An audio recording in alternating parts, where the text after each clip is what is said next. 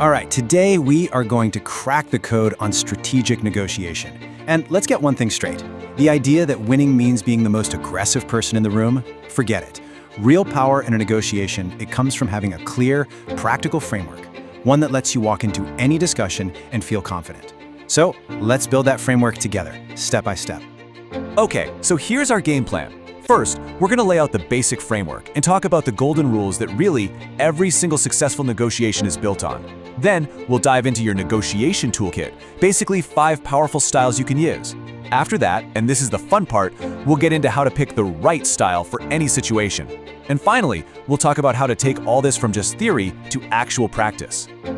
So before we get into all the different styles and clever tactics, we've got to build a solid foundation. You know, every negotiation, doesn't matter if you're buying a car or closing a business deal, rests on just a few core principles. These are the non-negotiables. These are the golden rules. And here they are, the big 3. Number 1, avoid giving things away too early. Seriously, if you make a concession right at the start, it just signals that you don't really value your own position. It weakens you before you've even started. Number 2, listen. I mean, really listen. So often the other side will literally tell you everything you need to know to find a solution, but only if you're paying attention. And third, manage your offers strategically. It's not just about what you offer, it's about how and when you do it. That timing can completely change the game. Get these 3 things down and you're already in the driver's seat. Okay, so with those golden rules as our foundation, now we can start filling up our toolkit. We're going to look at 5 distinct negotiation styles. I want you to think of these less as rigid rules and more like different tools you can pull out for different jobs.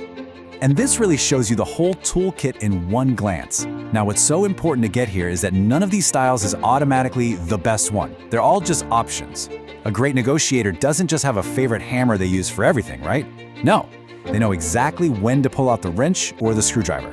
In fact, in a really complex negotiation, you might find yourself switching between 2 or even 3 of these styles to get the job done. First up, we've got the competing style. This is your assertive, kinda I win, you lose approach. The focus here is all about getting what you want, even if it comes at the expense of the other side. Now, it's a really powerful tool for sure, but you have to use it carefully, especially when the outcome is way more important than the long-term relationship. Next, on the complete opposite end of the spectrum, we have collaborating. So instead of fighting over who gets the biggest piece of the pie, you're working together to figure out how to make the whole pie bigger for everyone. It's a creative, problem-solving style that's all about finding that true win-win where everybody walks away happy. Then, right in the middle, you've got compromising. This is the practical approach. Both sides give a little to get a little. It's not quite the grand win-win of collaborating, but hey, it's a super efficient way to find a solution you can both live with and just move on. It's the classic, let's just meet in the middle. Now, the avoiding style.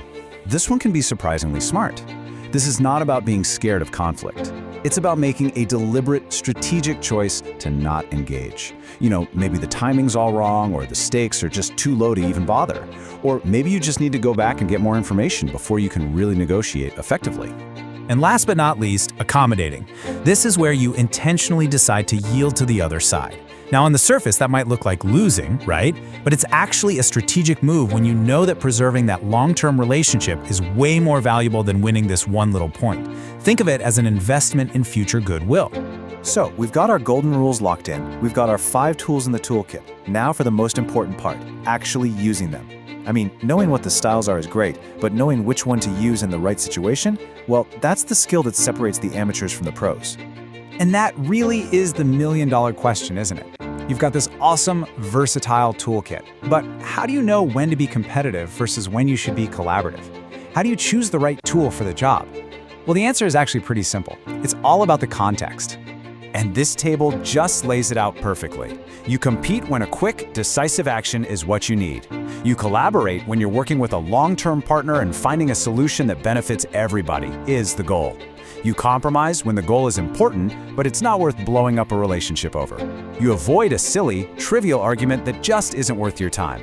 And you accommodate when you know that keeping that relationship strong is the most valuable thing on the table. All right, so that brings us to the finish line.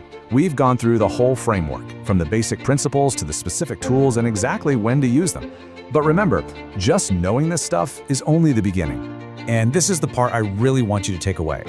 You can't become a master negotiator just by watching a video. It just doesn't work that way.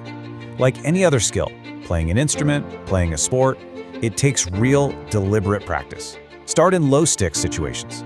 Try role-playing with a friend. Learn to adapt on the fly. That's how you go from just knowing the theory to truly having the instinct. So I'll leave you with this final thought. Take a second and think about it. Which one of these 5 styles is your natural go-to, your default setting? Because we all have one. The real secret to getting better is, first, identifying your own habit, and then learning to consciously choose a different, more effective style when the situation calls for it.